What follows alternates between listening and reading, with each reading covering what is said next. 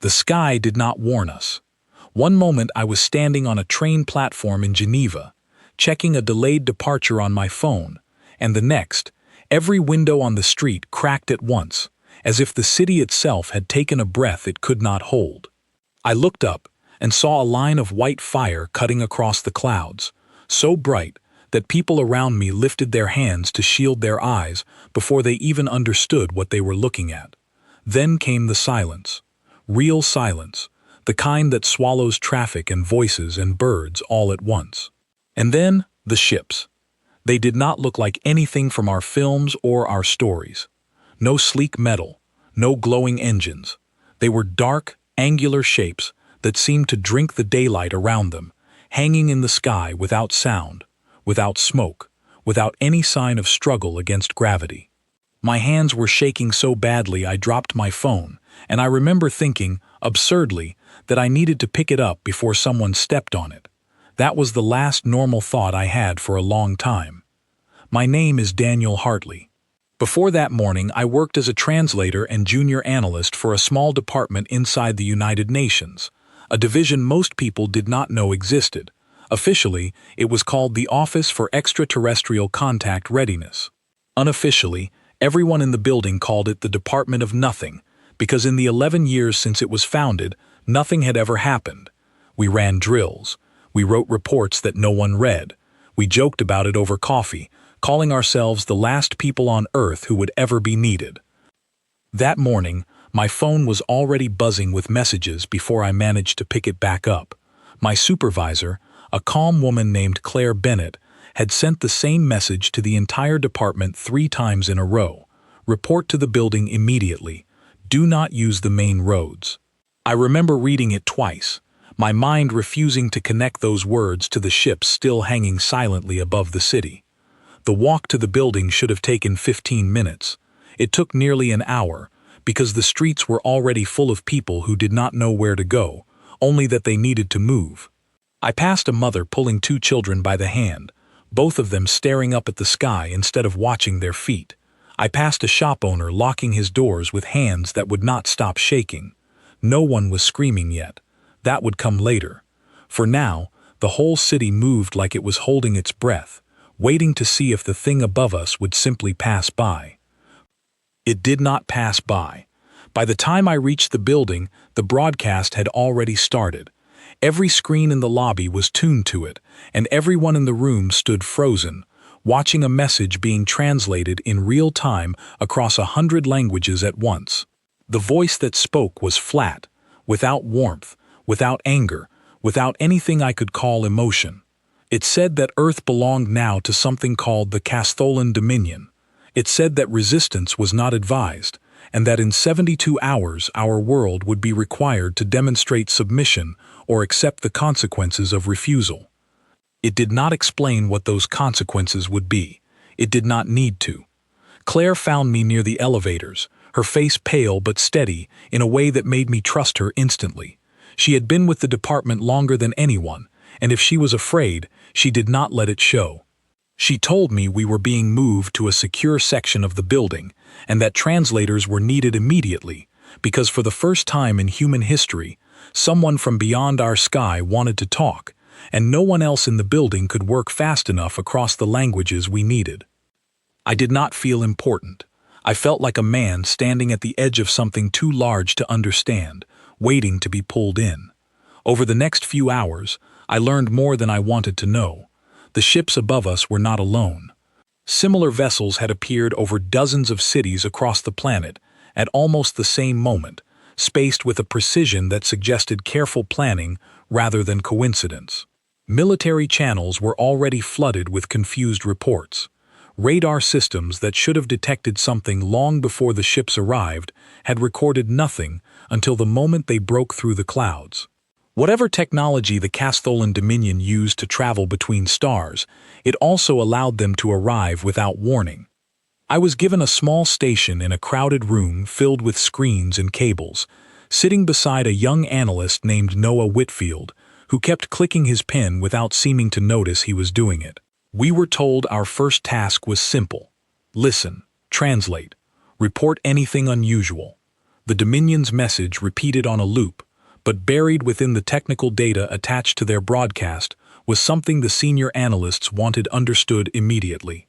A file, a survey. What appeared to be their own internal assessment of Earth, sent almost as an afterthought, perhaps by accident, perhaps as an act of confidence so complete they did not think it mattered if we saw it. I was one of 3 people assigned to go through it line by line.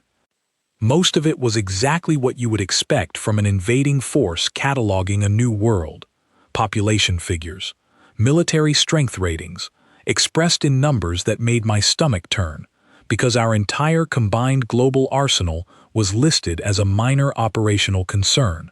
Descriptions of our cities, our resources, our technology, all measured and filed away with the same detached tone as the broadcast itself. It was clear, reading it, that they did not see us as a threat. They saw us as a task, a checklist to complete before moving on to whatever came next in whatever plan they were following. But near the end of the document, in a section that seemed almost like a footnote, something had been added by whoever compiled the report. It was brief, and it read less like a warning and more like a curiosity noted in passing.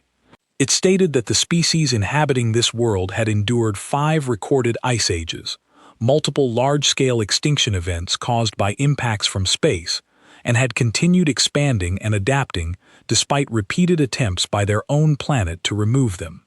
The note ended with a single line that I read 3 times before I fully understood what I was looking at. Subject species demonstrates unusually persistent survival behavior, recommends standard caution protocols. Threat assessment remains low. I remember sitting back in my chair and feeling something strange settle over me. Not fear, not exactly. Something closer to disbelief, mixed with a small, quiet spark of something I would only later be able to name as pride. They had read our history. They had seen the ice, the fire, the darkness, the endless list of things that had tried to end us long before we ever built a single ship of our own. And they had filed it away as a curiosity, a footnote, a line item to note before moving on. I turned to Claire, who was reading over my shoulder, and asked her what she thought it meant. She was quiet for a long moment before she answered, her eyes still fixed on the screen. She said that whoever wrote that report had made the same mistake every predator makes before it meets something that refuses to accept the role of prey. They had measured us by what we owned, not by what we had already survived. I did not fully understand what she meant, not that day. I was too tired, too overwhelmed by the sheer size of what was happening around me. Ships in the sky, governments scrambling to respond, families across the world staring upward with no idea what tomorrow would bring. My own sister called me twice that afternoon, her voice tight with fear, asking me if we should leave the city, if there was somewhere safer, if I knew anything the news wasn't saying. I did not have good answers for her. I told her to stay calm, to stay close to family, to wait for more information, even though I had no idea if any of that advice meant anything at all.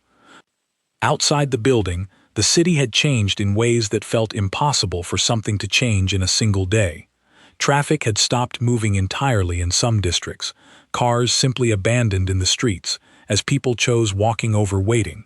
Stores had emptied of supplies within hours. I saw footage from other cities on the screens around me, similar scenes playing out from London to Tokyo to Lagos.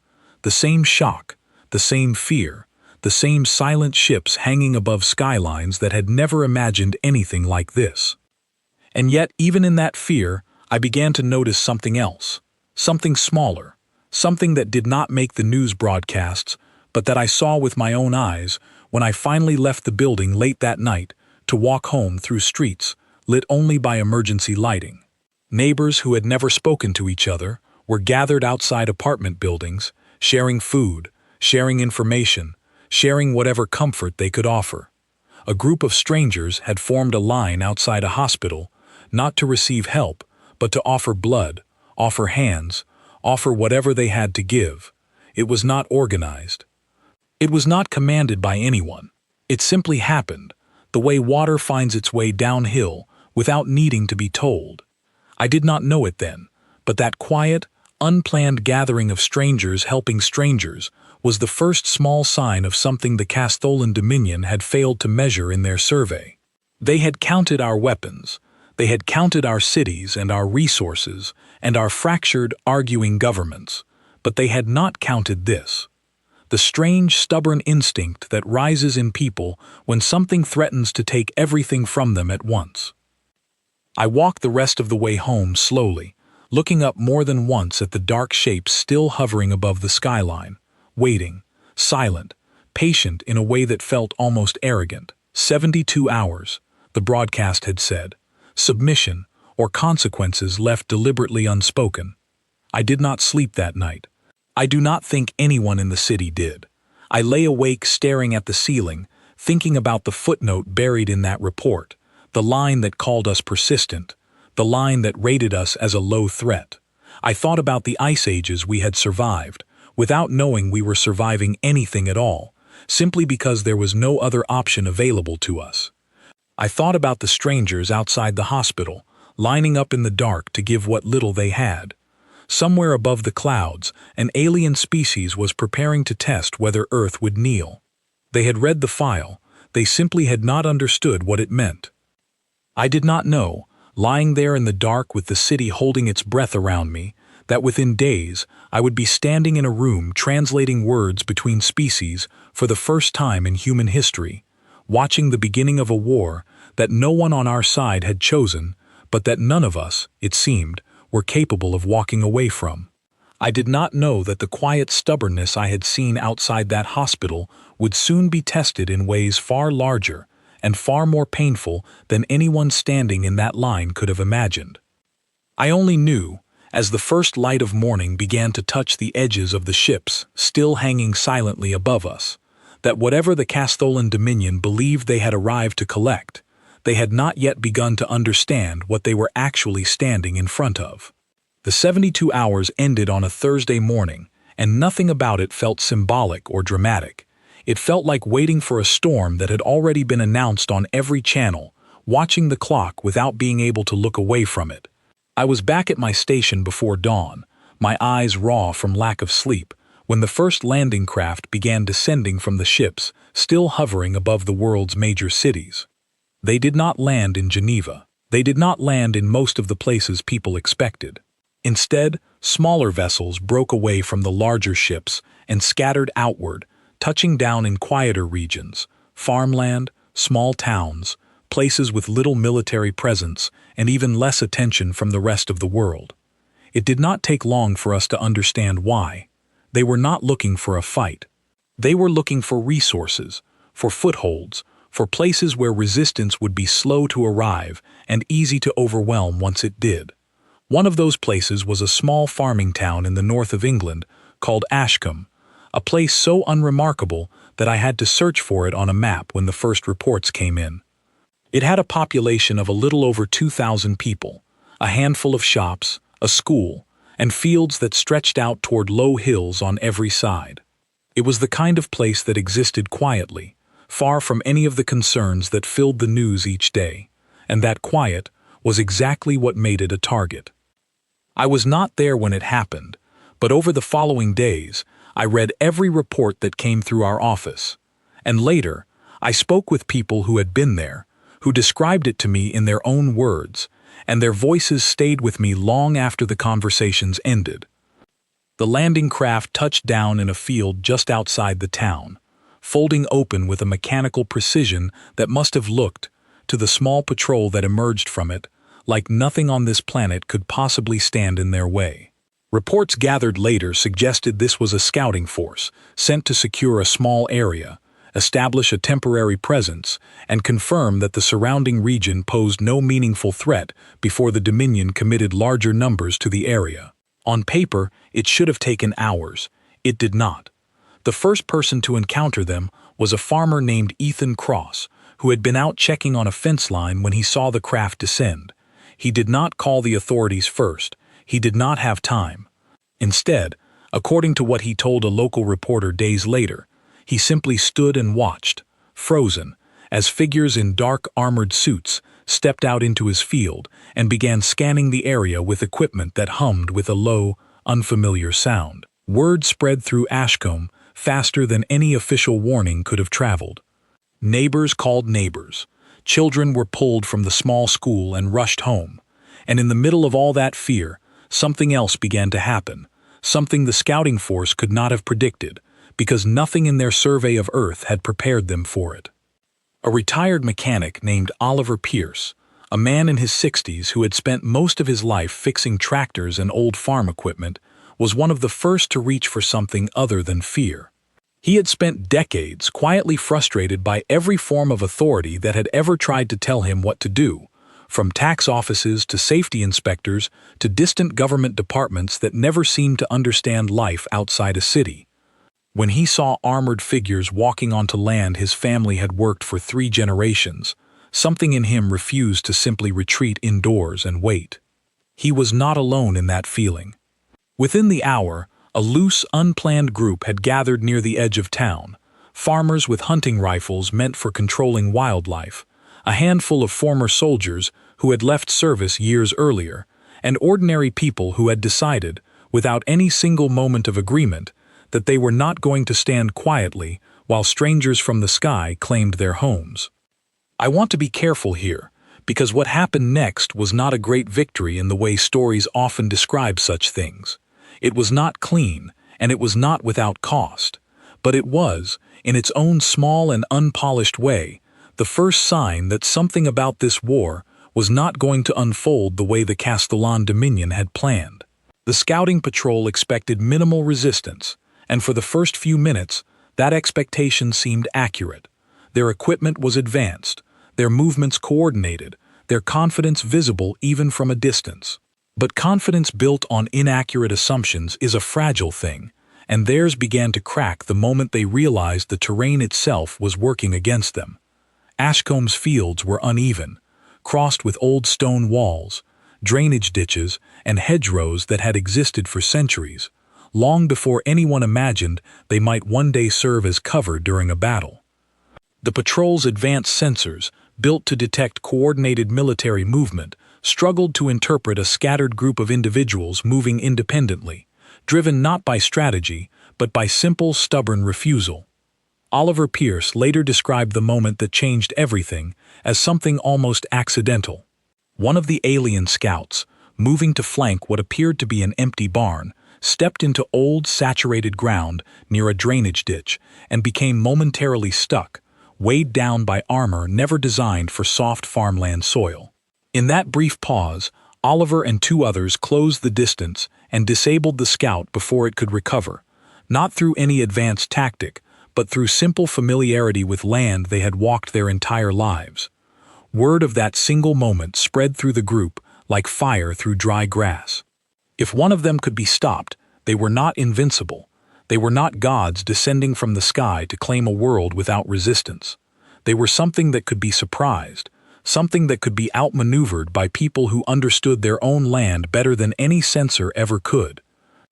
The skirmish that followed was chaotic and frightening, and by the time it ended, the town had not escaped without loss. 2 of Ashcomb's own did not survive that morning, and I will not pretend that number is small to those who lived through it. But the scouting patrol, expecting to secure the area within hours, was forced to retreat, calling for extraction far earlier than their mission had planned, leaving behind equipment that our own engineers would later study for weeks.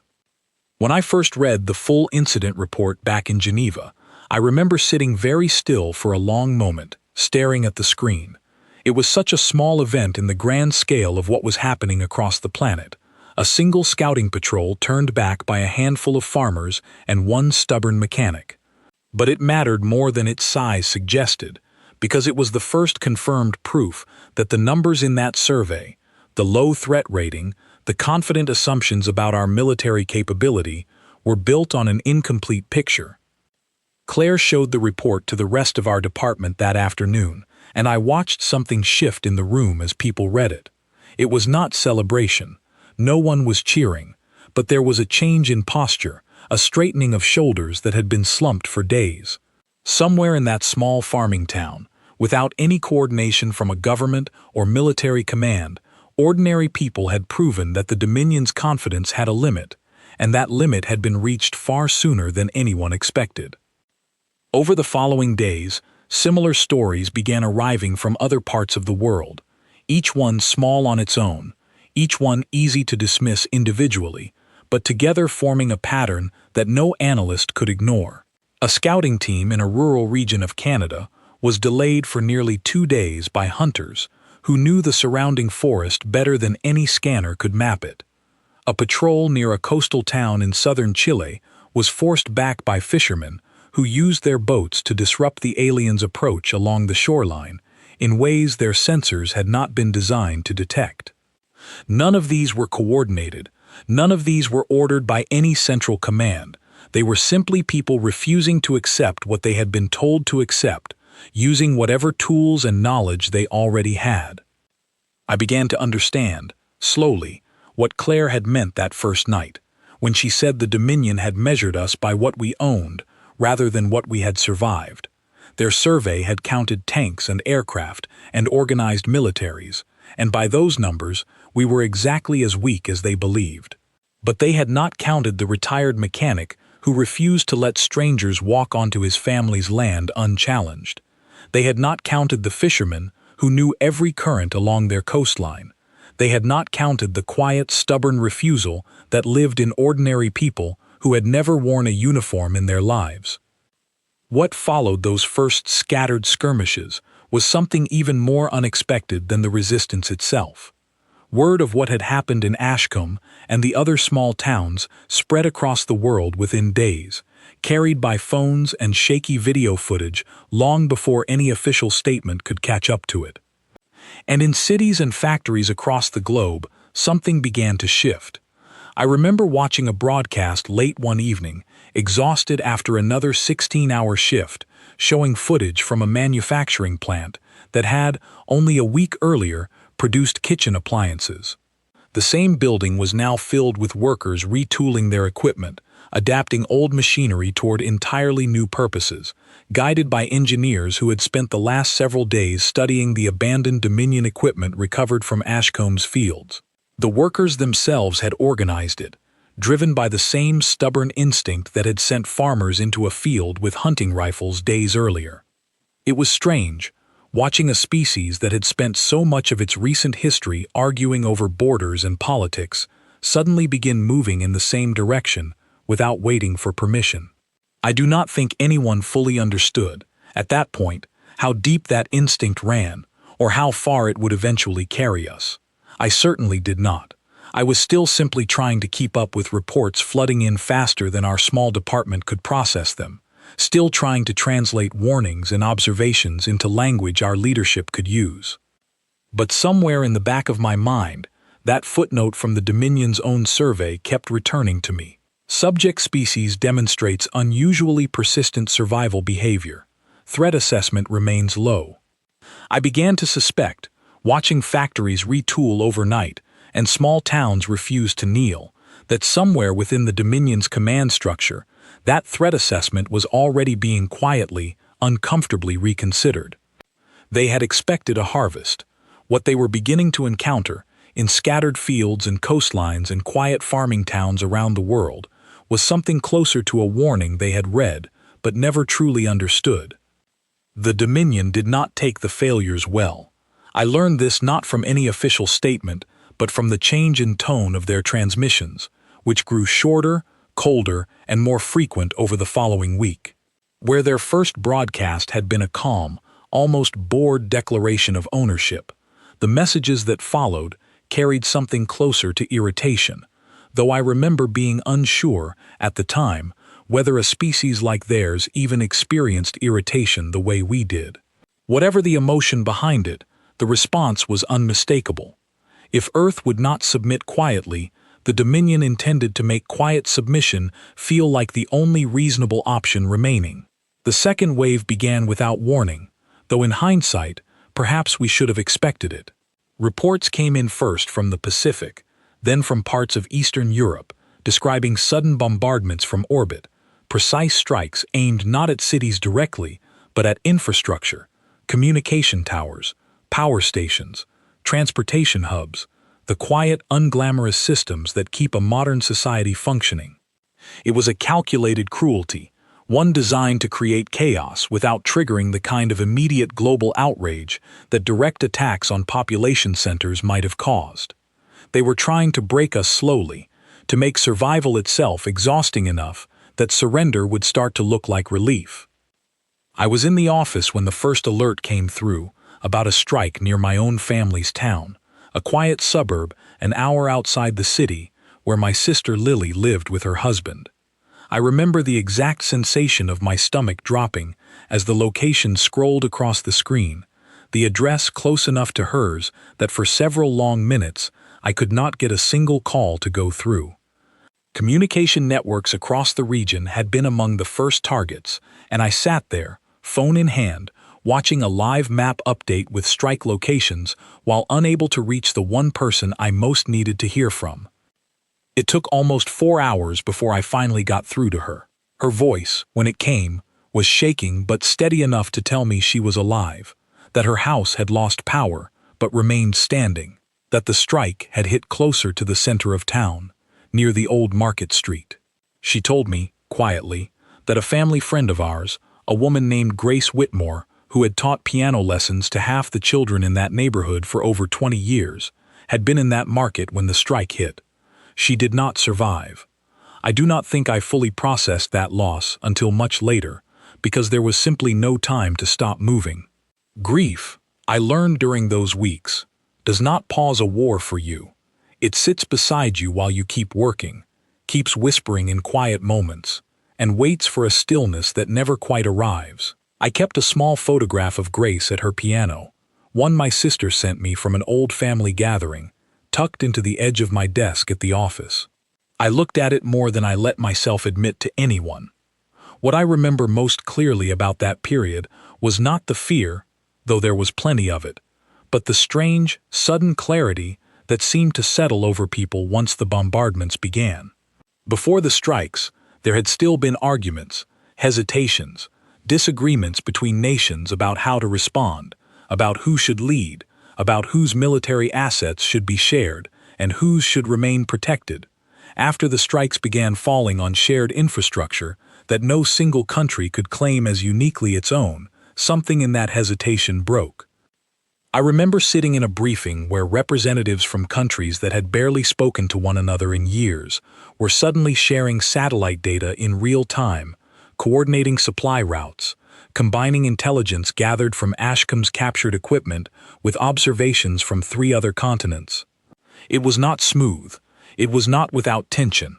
Old rivalries did not simply vanish overnight, and there were moments where distrust nearly derailed cooperation entirely. But the alternative, facing an enemy capable of orbital strikes while still arguing over decades-old grievances, had become too obviously foolish to continue.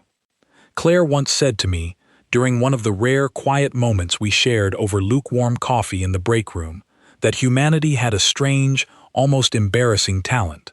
We were terrible at agreeing on almost anything, until something tried to erase all of us at once. Then, and only then, our disagreements seemed to shrink into something manageable, something that could wait.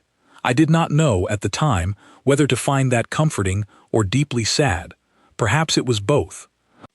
It was during this period that our department received something that changed the way I understood the war entirely. A joint military operation near the recovered Ashcombe crash site had managed to capture a Dominion soldier, wounded and separated from a larger unit during a supply raid gone wrong. He was brought in under heavy guard to a secure facility, and within days, our small translation team was asked to assist in reviewing recovered data from his equipment, including a personal log embedded in a device similar to what we might call a journal or a recorder. I was not present for the direct interrogation, and I want to be clear that what happened there was handled by people far more experienced than I was in matters of that kind. My role was smaller, translating fragments of recovered data, piecing together broken sentences from a language our systems were still learning to fully understand. But even in those broken fragments, something came through clearly enough that it stayed with me long after that assignment ended. The log entries were not written for anyone else to read. They were personal, hesitant, filled with the kind of doubt that soldiers everywhere seemed to share when the reality of a war stops matching the confidence they were promised before it began. In one entry, translated as closely as our systems allowed, the soldier described his unit's confusion after the failed scouting mission near Ashcombe, writing that their equipment had detected no organized threat, and yet they had lost 2 members of their patrol to what appeared to be untrained civilians using tools that predated their own species' recorded history. In a later entry, closer to the time of his capture, his tone had shifted into something I can only describe as quiet dread. He wrote about the difficulty of predicting human behavior, noting that their strategic models, built on centuries of experience conquering other worlds, consistently failed to account for a species that appeared to grow more coordinated, not less, the more pressure was applied against it. He wrote, in a line our translators struggled over for nearly an hour before settling on its closest meaning, that other worlds had broken apart under similar pressure, fracturing into smaller, easier targets.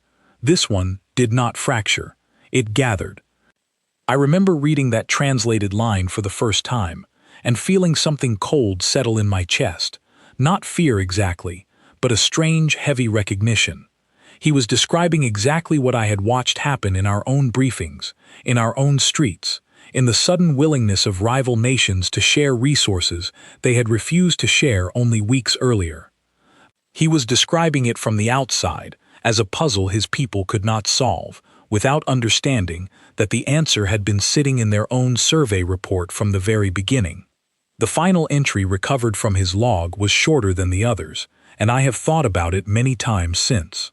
He wrote that his unit had begun referring to Earth, informally, using a term that did not translate cleanly into any single word we had, something closer in meaning to an old wound that refuses to properly heal, one that keeps causing pain long after it should have stopped. I do not know if he meant it as an insult or a warning to whoever might read his log after him. I have never decided which interpretation troubles me more. Word of the captured log spread quietly through certain circles of command, though it was never released publicly in full, for reasons I understood but did not always agree with. Some believed it would give people hope, proof that the enemy doubted themselves. Others worried it might create overconfidence at a moment when caution still mattered more than anything else. I did not have a strong opinion either way. I only knew that reading those fragmented, uncertain words from someone on the other side of this war had changed something in how I understood what we were actually fighting.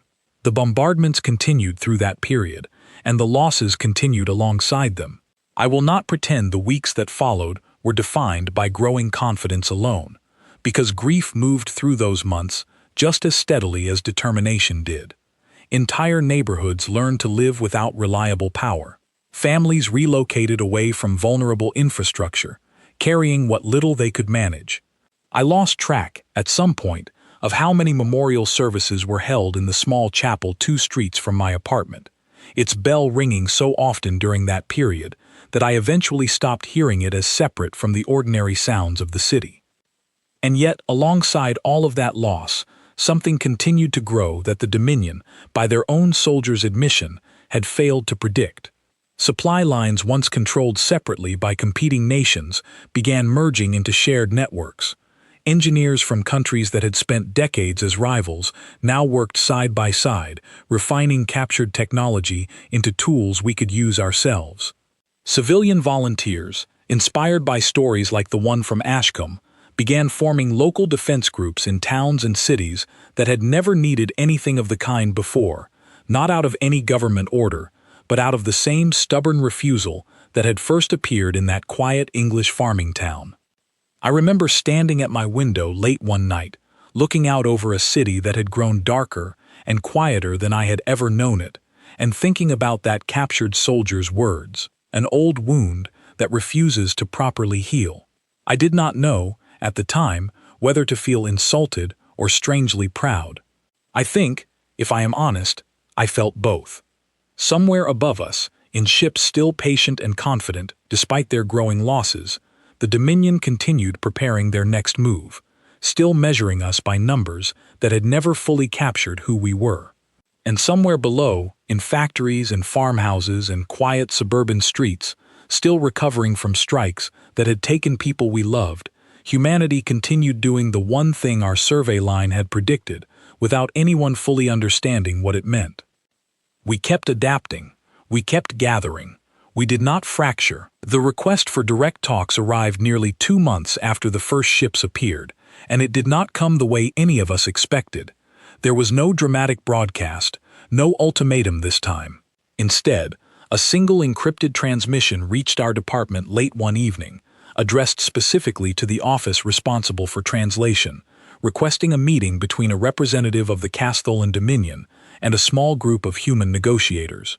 It listed coordinates for a neutral location, a stretch of open ground outside a city that had, by chance, avoided most of the bombardments during the previous weeks.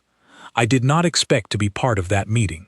My role until then had been almost entirely behind the scenes, reading reports, translating recovered data, sitting quietly in rooms while people with far more authority made the decisions that mattered. But 2 of our department's senior translators had fallen ill from exhaustion after weeks without proper rest, and Claire, who had come to trust my work more than I sometimes trusted it myself, recommended me for the assignment. I remember the strange, hollow feeling in my chest when she told me, somewhere between honor and dread, as if I had been handed something too heavy for my hands. The morning of the meeting, I stood at the edge of a wide open field, the kind of place that might have once hosted a summer festival or a quiet afternoon picnic, now surrounded instead by armed escorts and cautious officials speaking in low, tense voices. Above us, one of the Dominion's smaller shuttles descended slowly, without the aggressive speed of a military strike, landing with a controlled, almost careful precision that felt, in its own way, more unsettling than any attack could have been. The figure that stepped out was unlike anything I had seen in any of the recovered footage or reports. Taller than an average human, with a build that suggested strength held carefully in check, dressed in a dark formal covering rather than the combat armor we had grown used to seeing in field reports. It moved with a slow, deliberate calm, and when it spoke, its voice was translated through a device of its own design, layered awkwardly over the natural sound beneath it, giving its words a strange double quality that I never fully grew used to during the hour that followed. It introduced itself using a designation rather than a name in any sense we would recognize, something our systems eventually rendered simply as envoy. It requested, through careful, measured words, a private conversation with a small number of human representatives, citing what it called a need for clarity before further decisions could be made on either side. I stood slightly behind our small delegation, ready to assist if translation difficulties arose, though the envoy's own device proved more capable than any technology we had encountered from them before. The conversation that followed was not what I expected. I had imagined threats, ultimatums, perhaps another demand for surrender delivered with the same cold confidence as their first broadcast. Instead, the envoy's questions carried something closer to genuine confusion, an emotion I would not have expected from a species that had, until recently, treated our entire planet as a simple item on a checklist. It asked, through its translator, why a species so far behind in what it called fundamental technological development continued to resist an outcome that, by its own calculations, offered a survivable and even stable future under Dominion governance. It noted, without any apparent malice, that other worlds encountered by their forces had, in similar circumstances, eventually accepted negotiated terms once the cost of continued resistance became clear. It stated plainly that Earth's continued refusal did not match any pattern its analysts had prepared for, and that this uncertainty, more than any single battle, had prompted the request for this meeting.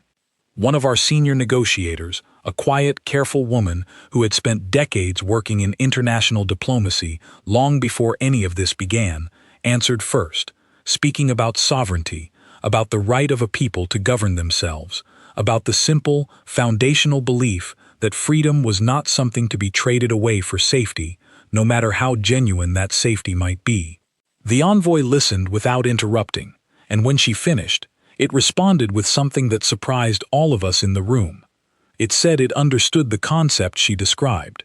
It had encountered similar language on other worlds, values expressed in different words but carrying similar meaning. What it did not understand, it said, was why those values continued to hold such strength here, on a world with such limited means to defend them, when other species facing overwhelming force had ultimately allowed practical necessity to outweigh those same principles. I was asked, at that point, to step forward and assist with a portion of the conversation involving more nuanced language, a request that placed me, for the first time, directly across from the envoy rather than simply behind those speaking. I remember the strange sensation of being studied by something that had clearly reviewed extensive data about my species without ever having truly understood us, its posture calm, its attention focused entirely on whatever answer I might offer. I found myself speaking without fully planning what I intended to say, the words arriving from somewhere deeper than careful diplomatic preparation. I told it that I did not think our resistance came from a calculation of survivable odds at all. I told it that our species had spent a history longer than any written record, surviving forces far larger and far more indifferent than any invading fleet, ice ages that buried entire regions beneath years of frozen silence, diseases that had, at various points, threatened to erase entire populations, disasters that had reshaped continents without any warning or mercy. I told it that we had never once, throughout that history, calculated the odds before deciding whether to keep fighting. We simply kept going, because stopping had never once been treated as an option worth considering. The envoy was quiet for a long moment after I finished, and I remember wondering whether its translation device had properly conveyed what I meant, or whether the pause simply reflected its own effort to process an answer that did not match any model its analysts had prepared. When it finally spoke again, its question was simpler than anything that had come before it. It asked whether that meant there existed no outcome, however severe, that would eventually lead our species to accept defeat and negotiate an end to resistance. I did not answer immediately, because I did not want to offer a careless response to a question that carried more weight than almost anything I had said in my life. I thought about Ashcombe, about the retired mechanic who refused to let strangers claim his family's land. I thought about the factories that had retooled themselves overnight without waiting for permission. I thought about Grace Whitmore and the quiet chapel bell that had rung too many times over the previous weeks. I thought about my sister's shaking voice on the phone, telling me she had survived, and about the strangers lined up outside a hospital on the very first night, offering blood and hands and comfort to people they had never met. I told the envoy, as carefully and honestly as I could, that I did not know what outcome it was imagining, but that I did not believe any version of continued suffering would eventually produce the surrender it seemed to be searching for. I told it that our history suggested the opposite was more likely, that the harder something pressed against us, the more tightly we tended to hold together, not because we calculated that resistance offered better odds, but because resistance itself had never been treated as a choice we were capable of setting aside. The envoy's response, when it came, was quieter than anything it had said before, its translated voice carrying a tone I could only interpret as something close to unease. It said that its species had encountered many forms of resistance across many worlds, some fierce, some prolonged, all of them eventually reaching a point where continued conflict became too costly to sustain. It said that what troubled it about our world was not the resistance itself, but the growing suspicion, confirmed by nearly every report and encounter since their arrival, that no such point existed for us. That whatever cost continued conflict demanded, our species appeared willing to pay it indefinitely, not out of confidence in victory, but simply because surrender itself did not appear to exist within whatever it was that made us who we were. I remember the silence that followed that statement, a silence that stretched across the open field longer than felt comfortable for anyone present. I did not know in that moment whether the envoy's words represented a warning to its own commanders, an admission of miscalculation, or simply an honest attempt to understand something that remained, despite everything, genuinely beyond its comprehension. I suspect, looking back, that it may have been all three at once. The meeting ended without any formal agreement, without any surrender offered or accepted, without any promise from either side beyond a vague acknowledgement that further contact might occur. The envoy returned to its shuttle with the same slow, careful movement it had arrived with, and within minutes, the small vessel lifted away from the field and disappeared back into the gray afternoon sky. I stood there for a long time after it left, longer than the rest of our delegation, staring at the empty space where the shuttle had been. Claire eventually walked over and stood beside me, quiet for a while before finally speaking. She asked me what I thought the envoy would report back to its commanders after everything it had heard. I told her I did not know, but that I suspected, for the first time since the ships first appeared in our sky, that somewhere within the Dominion's command structure, that original threat assessment was no longer being treated as a footnote at all. I thought again about that first survey report, the line buried near its end, the words that had once felt almost dismissive when I first read them weeks earlier. Subject species demonstrates unusually persistent survival behavior. I understood now, standing in that quiet field with the sound of the shuttle's engine still fading in the distance, that those words had never been a curiosity to be filed away. They had been, from the very beginning, the only line in that entire report that actually mattered.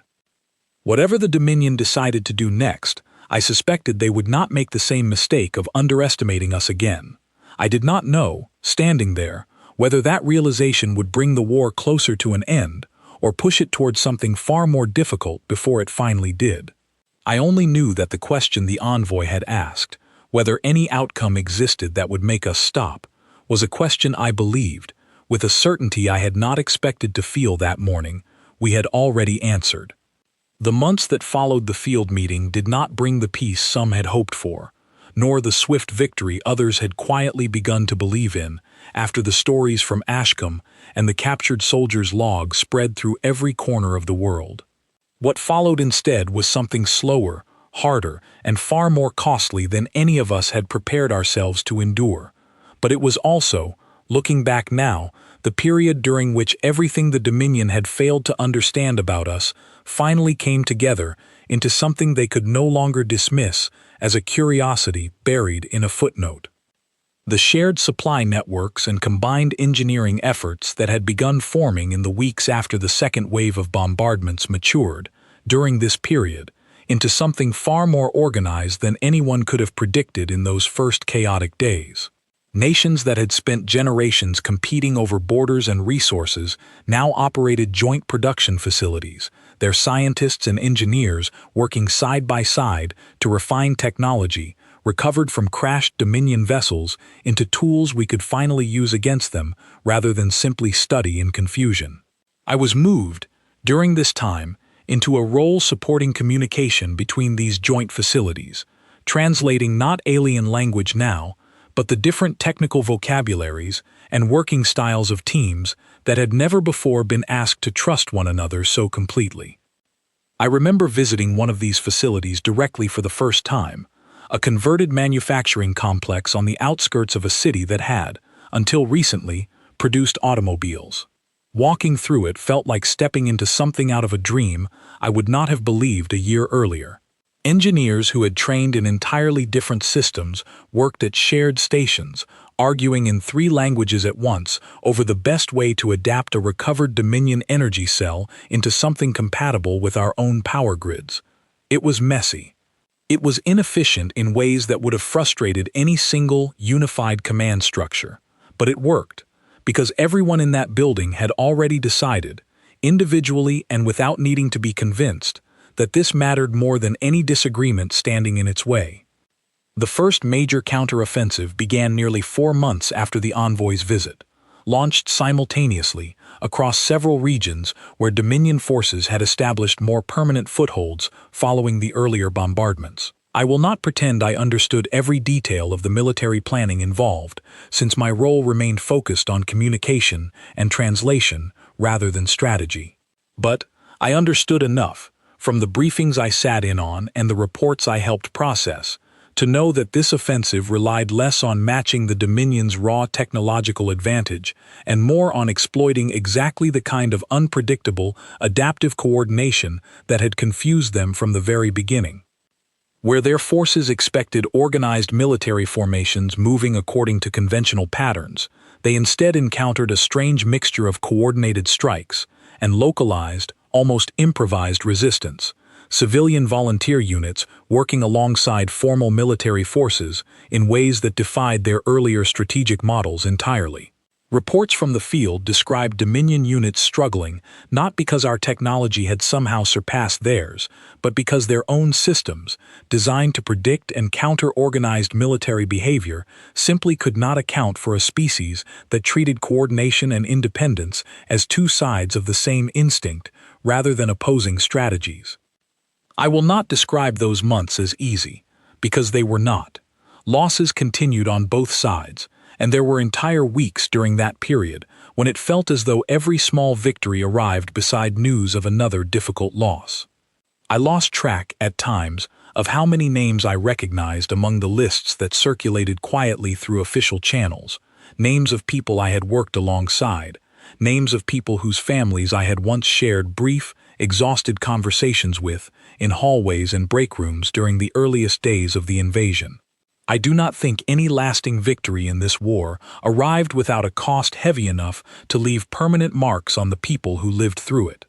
But slowly, unmistakably, the balance of the conflict began to shift. Dominion forces that had once expected to secure entire regions within days found themselves instead locked into prolonged engagements that drained resources and morale in ways their command structure, built around swift, confident conquest, had clearly never been designed to sustain. Reports recovered from additional captured equipment during this period echoed much of what we had already learned from that first captured soldier months earlier, a growing pattern of confusion and quiet dread among their forces, an inability to reconcile the confident predictions of their original survey with the stubborn, adaptive resistance they now faced at every turn. The turning point, if there was a single one, came during what later became known simply as the Long Push, a coordinated series of engagements across multiple continents that finally forced a significant portion of Dominion forces into full withdrawal from several of their established footholds. I was present, during this period, at a coordination center helping manage communication between allied forces from countries that, only a year earlier, had barely maintained diplomatic relations with one another.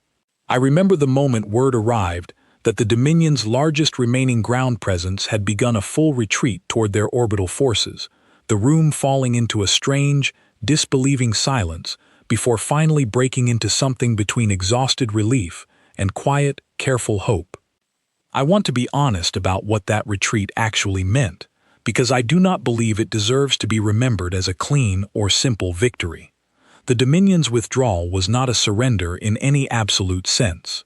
Their remaining orbital forces continued to hold significant strength, and for weeks afterward, tense negotiations continued regarding the terms under which their forces would fully depart our system rather than simply regroup for a renewed offensive.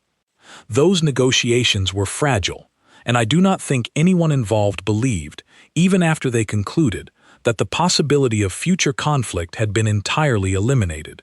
But the ships did eventually leave. I remember standing outside, on a clear evening nearly a year after that first white fire had cracked across the sky over Geneva, watching the last confirmed Dominion vessel visible from our region rise slowly upward and disappear beyond the atmosphere. There was no dramatic celebration in that moment, at least not where I stood. Mostly, there was quiet, the kind of quiet that comes not from relief alone, but from the exhaustion of people who have spent far too long bracing for something they were never entirely certain would end. The world that remained afterward was not the same one that had existed before the ships first arrived. Entire regions still carried the scars of orbital strikes that would take years, perhaps decades, to fully repair. Families across the planet carried losses that no counteroffensive, however successful, could ever undo. I still keep that small photograph of Grace Whitmore at her piano on my desk, though the desk itself sits now in a very different office, one created specifically to study and prepare for the possibility that we may not have seen the last of the Castolan Dominion, or of whatever other forces might one day look toward Earth with similarly mistaken confidence. I was asked, several months after the withdrawal, to help compile a report intended for a very different audience than the confidential briefings I had spent the past year preparing. This one was meant for classrooms, for young people across the world who had lived through the invasion as children and would grow up needing to understand what had happened, and more importantly, why it had happened the way it did. I remember sitting with that assignment for a long time before finally beginning to write, unsure how to properly explain something that I had only partly understood myself, even after living through every stage of it directly. In the end, I decided to begin the report the same way I am ending this account, with the line that had first caught my attention in a translated survey document during the earliest, most frightening hours of the invasion. Subject species demonstrates unusually persistent survival behavior. Threat assessment remains low. I included, alongside that original line, a brief explanation of everything that had followed it: the failed scouting mission in a quiet farming town, the factories that retooled themselves without waiting for permission, the strangers lined up outside a hospital on the very first night, offering blood and comfort to people they had never met, the captured soldiers' quiet, dread-filled admission that this world had gathered rather than fractured under pressure. I wrote that the mistake the Dominion had made was not a failure of observation. They had seen everything. They had recorded our history accurately, our ice ages, our disasters, our long, unbroken record of surviving forces far larger than any single invading fleet. Their error had been one of interpretation, treating that record as an interesting footnote rather than the single most important line in the entire report. I wrote that if there was one lesson worth carrying forward from everything we had endured, it was this: our species does not calculate whether resistance is worthwhile before deciding to resist. We simply resist, because stopping has never once, throughout our entire long and difficult history, been treated as an option available to us. I do not know, even now, whether the Castellan Dominion will return, or whether some other force, somewhere among the stars, might one day look toward Earth with the same quiet, mistaken confidence that brought those first ships cracking through our sky.